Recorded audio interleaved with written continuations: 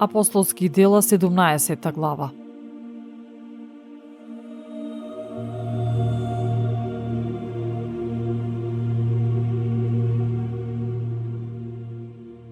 Минувајќи преку Амфипол и Аполонија дојдоа во Солун, каде што имаше јудејска синагога. Павле, по својот обичај, влезе кај јудејците и 3 саботи поред им зборуваше од писмото. Тој им објаснуваше и докажуваше дека Христос требаше да пострада и да воскресне од мртвите и дека овој Исус, кого тој им го проповеда, е Христос. А некои од нив поверуваа и се присоединија кон Павле и Сила, големо мнозинство и богобојазливи елини, а исто така и немалку угледни жени. Но некои од јудејците што не поверуваа, поттикнати од завист, зедоа некои лоши луѓе од пазарите, се насобра по групи и го разбунтуваа градот. Потоа ја нападна Јасоновата куќа и почна да ги бараат за да ги изведат пред народот. А бидејќи не ги најдоа, го изведоа Јасон и некои браќа пред градските началници и вика дека оние што го побуниле и целиот свет сега дошле и тука. Дека кај нив ги прибрал Јасон и сите тие постапуваат против заповедите на царот, изјавувајќи дека има друг цар, Исус. Така го вознемирија народот и градските началници кои го слушаа тоа. Но тие, откако добија залог од Јасон и од другите, ги пуштија.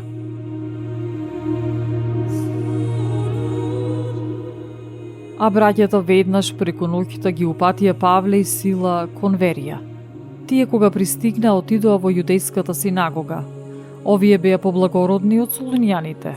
Тие го примија словото со голема усрдност и секој ден го проверуваа писмото, за да се уверат дали е тоа така.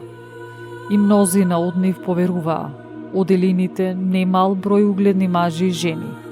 Но солунските јудејци, штом дознаа дека Павле и таму го проповеда Словото Божјо, дојдоа и таму за да го потресат и вознемират народот. Тогаш браќата го испратија Павле да оди кон морето, а Сила и Тимотеј останаа таму. Оние што го придржуваа Павле го доведоа до Атина и се вратија со заповед од него до Сила и Тимотеј да дојдат и тие поскоро кај него. И додека ги чекаше нив во Атина, духот на Павле се вознемируваше, гледајќи го градот пон со идоли. А тој расправаше во синагогата со јудејците и побожните и секој ден на плоштадот со оние што ќе ги сретнеше. А некои епикурејски и стоички филозофи почнаа да се препираат со него и едни велеа: што сака да каже овој празнословец? А други се чини дека тој проповеда туѓи божества, зашто им благовестеше за Исус и за воскресението.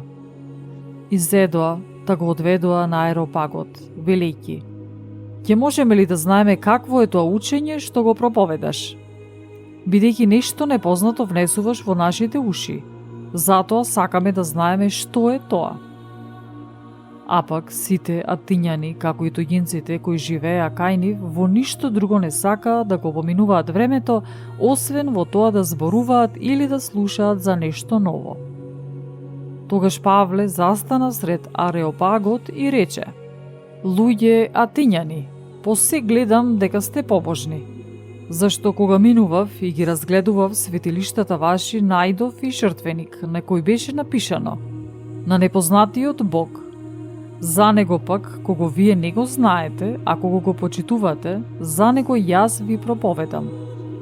Бог кој го создаде светов и се што е во него, тој кој е Господ на небото и на земјата, не живее во ракотворени храмови, ниту пак прима служба од човечки раце како да има потреба од нешто, но сам на сите им дава живот, здив и се.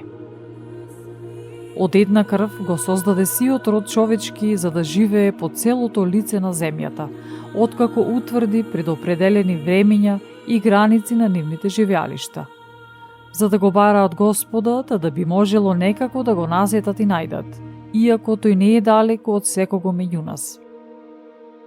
Зашто ние преку него живееме, се движиме и постоиме, како што рекли некои од вашите стихотворци: негов род сме.